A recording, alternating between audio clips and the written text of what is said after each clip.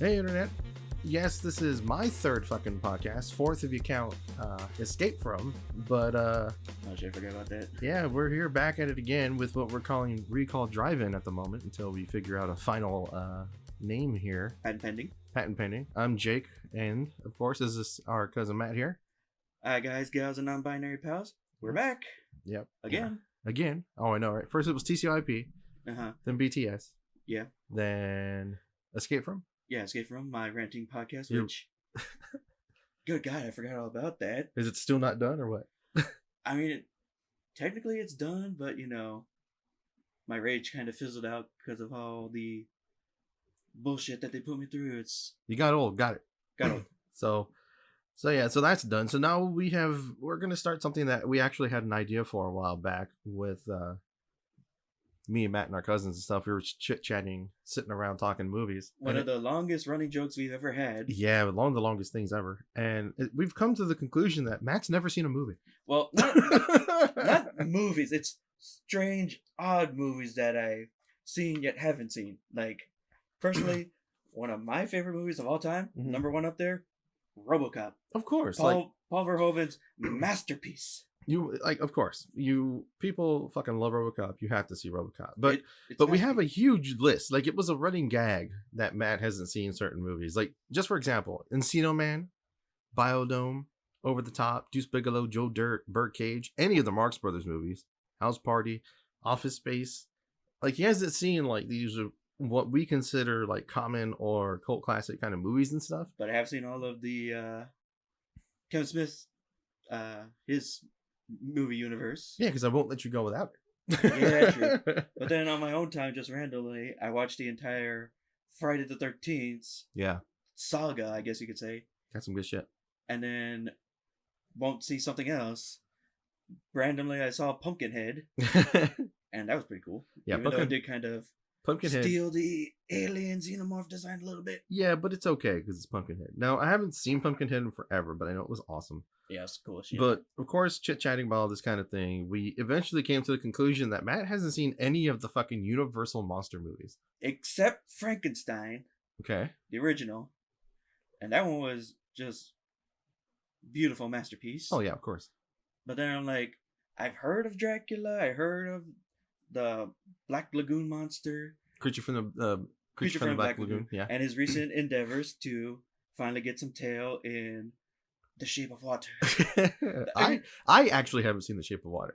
Well, from all the trailers I've seen, it's just the fish man, and he finally gets a girlfriend. All they know is that they sell the fish man's dildo now. So we're moving on to... Maybe now. They've probably done it. They've probably done it forever. So, of course, we're going to be talking about Dracula 1931, which we just got finished watching like 10 minutes ago. For the spooky season. Yeah. So, of course, I have like a rough format for what we can do here with the podcast. So we're going to read off like, little synopses and stuff like that for anybody who might not be in the know, which, you should know by now. If you haven't, you must see this. So unless you're like me. Unless you're like Matt. But then again, there are also like a billion different takes of Dracula. There really is. The Vampire King. Even before this, there was takes before this. But this is the one that solidifies it. So a lot of our experts here are going to be taken from Wikipedia, just for ease. So Dracula is a 1931 American pre-code supernatural horror film, directed and co-produced by Todd Browning from a screenplay written by Garrett Fort and starring Bela Lugosi in the title role. It is based on the 1924 stage play Dracula by Hamilton Dean and John Balderston, which in turn is adapted from the 1897 novel Dracula by Bram Stoker. Lugosi portrays Count Dracula, a vampire who emigrates from Transylvania to England and preys upon the blood of living victims, including a young man's fiancé. So that's why a lot of that movie, when you watch it, you're like, wow, there's no moving cameras. Yeah, it was 1931 for one. Yeah, just them on a little sound stage, maybe no bigger than this room nowadays. Yeah, pretty much. And it was based on a 1924 stage play. But it was slick as shit, man. Oh, yeah, it was slick as shit. So, first off, this was, of course, released in 1931. So that would make Matt negative 64 years old. Make me negative 54. So that's not even the thing. So, my first question for you, Matt. What caused you to miss movie history besides living under a fucking rock? Okay, well, this one, I've heard of all the other versions of Dracula. He's the main man. there have been different parodies. Oh yeah, and that's another one. We're gonna have to watch Dracula Dead and Loving It as well. Yeah, parodies, and then there's the times when he fights Blade. Yeah. There's times when you fight him in crap. You can do it. The Castlevania. Okay. There we go. Anytime you see him, and that's the kind of thing that's I've noticed. Dracula, throughout all the like every version of him, yeah, he's always smooth, yeah, suave, gentlemanly. Yeah. He's always thinking about his words carefully. For the most part, yeah. How he's going to seduce you into becoming his children of blah, the night. Blah, blah, blah, blah. Borshi. Which, even going back here, it does kind of contradict more modern day vampires and monsters in general. Yeah. Where Count is slick. He's cool. Yeah. You can't phase him. Yeah. Nowadays, over the years, vampires have very much become just. Come on, baby. Come on, baby. Yeah, they're just horn dogs now. Yeah, there's no monsters. smoothness to them at all. Come on, baby. Let me eat you. And a lot of times they're just damn near zombies. Sometimes. Yeah. We're the freaks of nature. Yeah. Shut up, Matt. Stop before he keeps going. Sorry. But this one very much set the blueprint for Dracula as we know him today. And also set up Van Helsing, which I didn't think was going to be a thing. Oh, really? Well, I didn't think he was going to be in the OG one. I thought they would like reintroduce him in like more new tellings. So you had no idea even that Van Helsing is. Well, I know who Van Helsing is. I didn't know they would put him in this, that he was originally here. Yeah. Although then again, I was kind of hoping he would take out like the Silver Knuckles, Box Dracula. Well, unfortunately, this is 31. He's played by an old man who looks confused all the time. but like the Count said, your will is strong. Yeah, pretty much. It's the Emperor and Luke dynamic bullshit. Yeah, true. But also he was the only one who knew what the hell was going on for the second he came in with those thick ass glasses. Oh my god, he had like crazy Coke bottle glasses. They look like they It looked like it would be like. They look like they were protruding out of the frame instead of like back into the frame. Yeah, it looked pretty crazy. It almost looked like the prototype for like the mad scientist goggles. Oh yeah, pretty much. But like you were saying with Smooth and stuff, they couldn't have cast a better person, I think. Bela Lugosi as fucking Dracula, his look, his demeanor, the way he carries himself on film is absolutely nuts. And also, the second he walks in with the candle and the cape, just standing there, you feel like this guy's important. This guy, you gotta watch out for this guy. This Hungarian has some strong ass eyes. Don't fuck with him. Yeah. And even him just there like, hello, Mr. Enfield. Yeah. But also, as contrast to like modern movies, what did the Count want? Like, what was his quote unquote evil plan? He was very much trying to spread his influence, like gain more territory. Because in this, he's like very much constrained to Transylvania. But that's it. So that's why he was trying to rent Carfax Abbey, so that way he can get outside the country. Some of that, like he owned. Even monsters have trouble with the housing market. Oh yeah, housing market has been fucking terrible on everybody since the 30s. not even Dracula can get a decent loan. Not even Dracula himself. Exactly, he leased it. He didn't buy it. He leased it, and he could only take his entire castle. He just took a couple boxes with dirt in it. Yeah, he didn't even have luggage. But that suit was the finest Hungarian silk. Yeah, he looks so good in there, and like there's so much subtle stuff in this movie. Like the first time we meet Dracula when they're going up the stairs and everything, Renfield hits the top of the stairs and there's that huge cobweb, and it's like that beautiful should cobweb. Be broken. Yeah, but Count just goes. Yeah, Count just fucking phased right through it. And Renfield is over there with his little cane. But there's no like music cues. There's nothing to pull you away from it. Like you're focused on the movie at all times.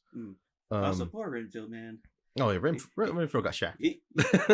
From the second he gets off the carriage to take a piss at the village, go fuck her in, yeah. He just takes a little break to catch his next Uber to the castle, and they're just like, "Oh, you're going to Count Dracula's place?" Yeah, and like, yeah. Yeah, then later Dracula's like, going to Count Dracula? He's like, I trust you didn't say anything, did you? And he's like, no, I didn't say nothing. Which I thought that would come up later. I thought so too, but it kind of just went into nothing. But Yeah, Lugosi is absolutely striking as Dracula. Just his cadence, just everything, and it And really he is actually the counterpoint to Renfield's madness. very much so. And like, of course, he drives Renfield mad, of course, but like just the contrast between the two is very, very fucking striking. And the fact that, let me get the actor's name here. The fact that Dwight Fry was acting like that as Renfield in 31. In 31. Like he's out there. It's fucking awesome. Like he almost could have gone like a Joker or a Zaz back in the day. Yeah. Just crazy, him losing his mind. Oh, for sure. Over, like, first see him, he's like, "Hello, Mr. Dracula." The next time we see him, "Master, we're okay, Master. Give me the goddamn bugs, Mr. Master." The next time you see him, yeah. The last time you see him, "Please." Oh my God, he was just screaming. When they open the boat and you're looking down the stairs at him and he's looking up, oh man, his face is just awesome. Like, I don't even know how they would have just like not closed the damn thing. Fuck that, we're leaving his ass in this boat. Yeah, we're done. Yeah, that's what we're done. And even now, Dracula is still an influence on cinema and just what's the word I'm looking for? Pop culture? Pop culture, yes. Oh yeah, it's everywhere. Like even they're even making a new movie about, or they released a movie about Dracula's voyage from, where was it? His first from Castle Dracula to England. I want to say it's the last voyage of the Demeter. Yeah. Which I call Dracula on a boat. He's on a boat. That's literally the only thing I'll call that movie. But then also, a thing in this movie are Dracula's powers, which they're subtle. Yeah. Vampires in general have the weirdest power set of all the monsters. Well, yeah. Well, their power set's very weird. It's all over the place. There's no set rules. Like, I get the flying, yeah, the them drinking the blood, but also something that a lot of people forget is the shape-shifting. Yeah. The power to control a weak-minded person's will. Yeah. Like, those are the two powers that always get forgotten. The big ones, yeah. And it's usually like turning into a werewolf, a bat, a form of mist, something like that. But even in this, they did show it to some extent. They always showed the bat. Like, yeah, the bat. Yeah, they showed the bat a lot. Synonymous, vampire bats. Yeah, and it's 33. You can see the string, big deal. But it was still done. It had the balls to do it in 33. Yeah. But there's that one part in the movie where like they're in the manor and he's shooting the bat away and it's just like, the Wayne Manor's over there. Oh yeah, you need it over there. 3 blocks over. Get the fuck out of here. But that did look really funny how he's trying to shoo him away, and it literally looks like a dude just like, get that shit out of here. Get the fuck. But also with the powers, always comes the weakness, and that's where vampires always get weird weaknesses. Like here, it made sense. It was the cross as a form of the power of the Holy Ghost, right, against the creature of the night. That makes sense, right? And that's very basic, very old school. Keep it simple. And then one that I completely forgot about, to the history of times, Wolfsbane. Wolfsbane, yeah. Because I was also thinking like, okay, they're weak to sunlight. Yep. Makes sense. They have to sleep. Yeah. Other times it's the silver for, I forget why it's silver, like pure silver. The silver is a reference to the coins that Judas gave to betray Christ. Okay. So it's a reference to that. Okay, so it's always the silver, and then the stake, just some big ass piece of wood you shove into the heart. In the heart. But then also I've seen other times where vampires can't touch a Bible. Yeah. They're can't touch Bibles. They can't touch running water. Yeah, running. Okay, so it's garlic, running water. Running water. Because I've seen other times where they can't touch water at all. Yeah, there's some words water at all, which is kind of lame. Because then you don't really need silver or anything. You just need a super soaker. Yeah, pretty much. Just bless the super soaker. You say. But even then, like you said, that sounds cool as shit. Hell yeah, bless the super soaker. But in the name of the Lord, suck it. But being that it's 33, it's Dracula. We're talking. It was just the crucifix in this, I want to say, and then of course they stake him at the end, and the Wolfsbane too. And the Wolfsbane. So it's very classic, old school in that fact. They caught Dracula sleeping, man. They literally caught Dracula sleeping. They open his coffin, he's asleep, and then they close it real quick, like oh shit. Oh yeah, they like gingerly close the casket, like we better not be rude. Shh, he's sleeping. We're in his house.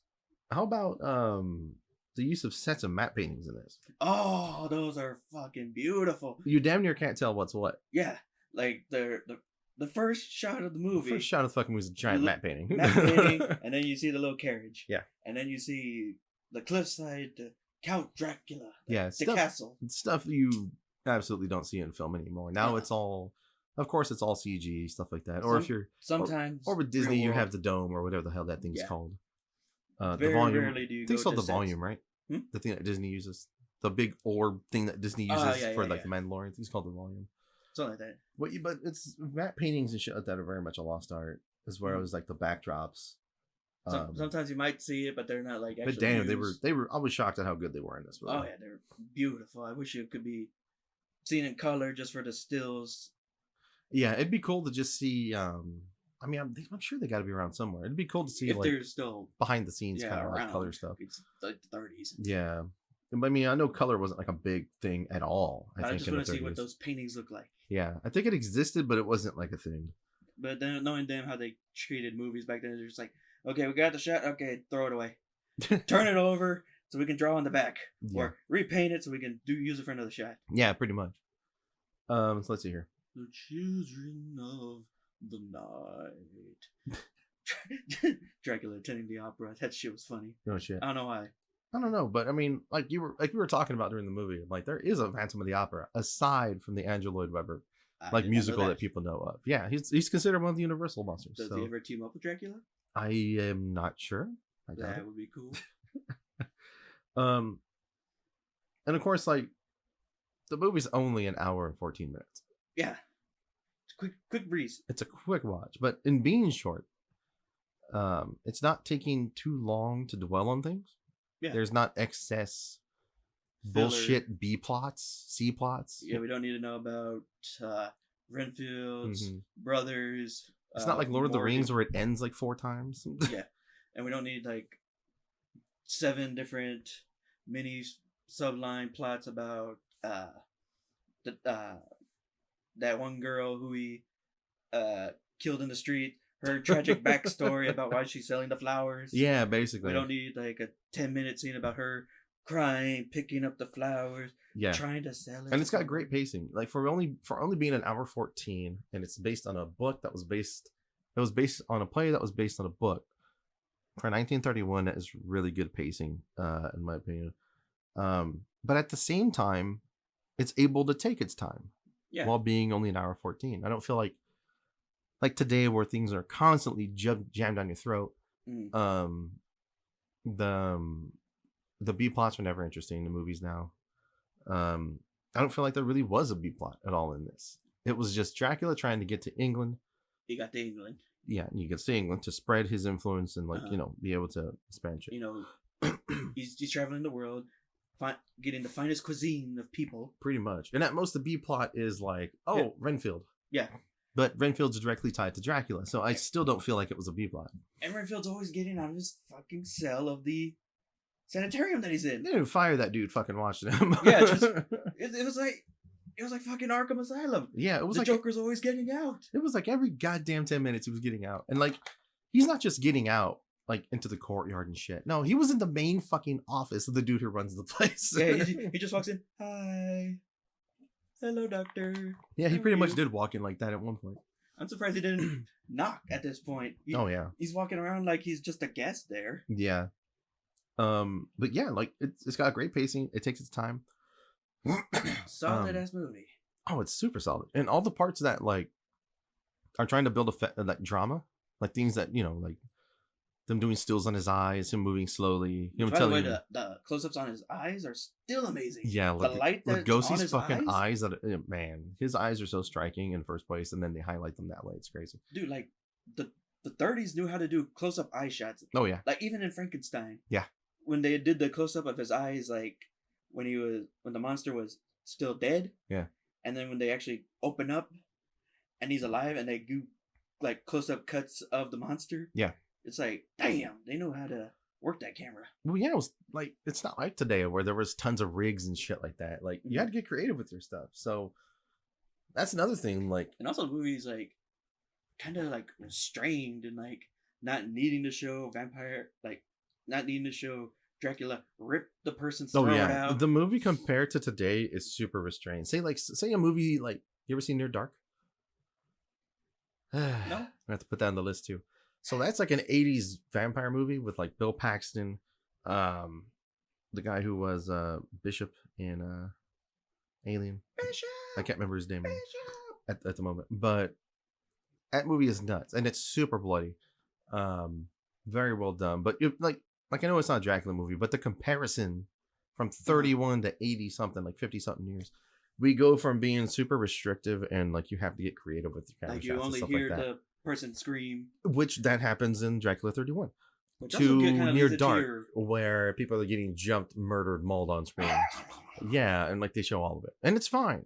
There's nothing wrong with it. I'm just saying the comparison is pretty crazy. Nowadays, it has to be super over the top, or else what are you doing? Because people are bored. It's like it's nuts. It's like comparing how Dracula just pulls a girl aside, sucks her blood, compared to torture porn of Saw.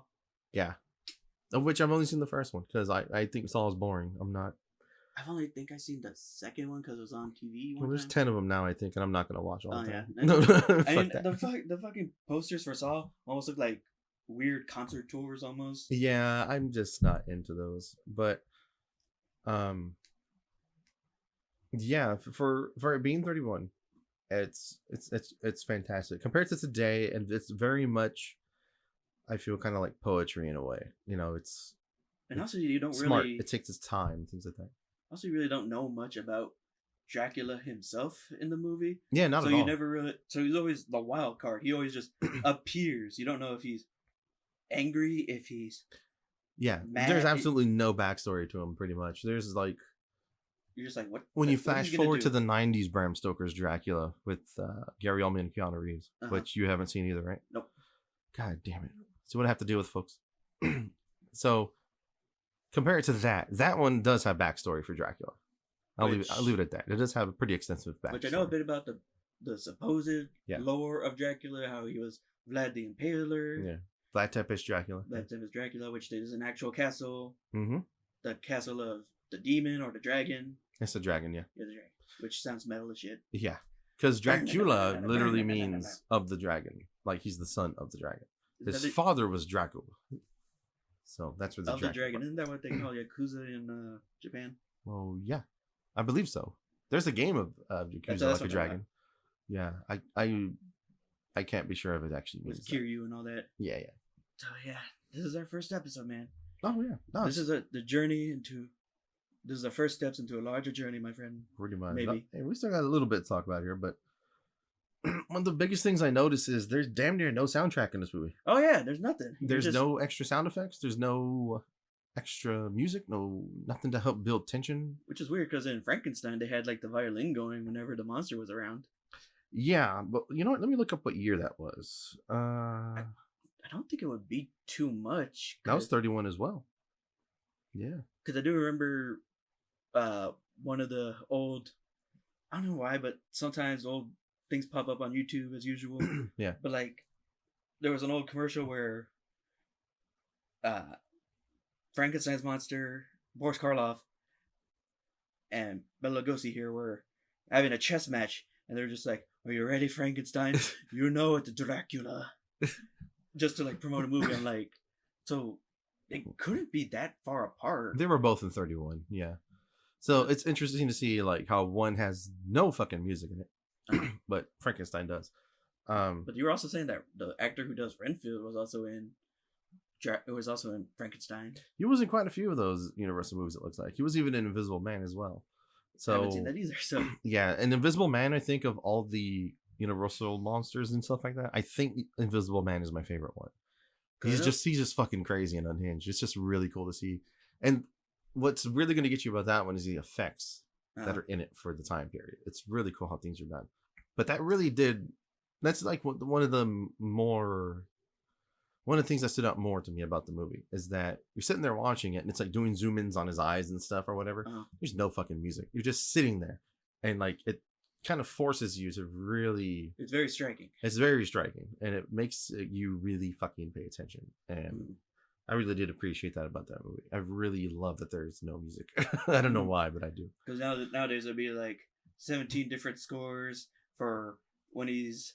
There'd be 2 different soundtracks. There'd be the one with the music of shitty bands from the 2000s inspired by. And then there would be the actual. Then there would be actual the actual soundtrack. Yeah, the normal actual soundtrack. And then there'd be it's like 7 tracks for when Dracula is looking at you during the day, when he's looking at you during the night. Yeah. When he's looking at you, there's tension. There's a battle theme. And then there would be things missing from the movie because of the rights issues. It'd be a whole mess. But yeah. There's no extra sound. There's no like hits, no jump scare things. Nothing that's gonna break your concentration or make you flinch or anything like that to incite a false sense of security or a false emotion or anything like that. You're just there. It's you, the movie. There's no music. Just deal with it. Or even like there's a scene where like you would normally expect nowadays there would be a big like musical sting like dun, dun, exactly, yeah. dun. And that's what I mean, yeah. Because usually, like say with the zoom ins on his eyes and stuff like that, there would be huge, like a whole chunk for like a minute and a half. We're sitting there in this building, and it's just not necessary. I mean, sometimes it could be cool. Like it always depends on whatever you're trying to do. Yeah, for sure. Because sometimes music can make or break you. Oh, for sure. Like Sonic the Hedgehog 2006. That game sucks ass. It's a pile of turds. It's a bad, like, Final Fantasy ripoff of Sonic. Mm-hmm. But the soundtrack is amazing. Disclaimer: Matt loves butt rock. not only that, but there's this. Like, I gotta show you that sometime because that soundtrack just kicks so much ass. It's just wasted on. It's very much a time period. It very much captures the time period. But come on, Butt Rock is awesome. But overall, Matt, what do you think of that movie? I think it's a hidden gem that should be. What hidden gem? This is 31 Universal Monster movie, and that helps define a genre, and we still follow the format and what Dracula looks like today. Well, why would it be a hidden gem? Well, as in why would it be a hidden gem? Well, that it should be used more often is what I mean. Unfortunately, people today don't appreciate movies. Yeah. And that would be very boring for them. Well, it's a gem. There, you happy now? It's a gem. It's a masterpiece. It is. It's an absolute gem. It's the crown jewel of monster movies. It's a fantastic movie. Mm-hmm. Would you recommend it? Yes. Yeah? It's a recommend. All right. It better be. I hope so. So what did we learn today, Matt? What did we learn?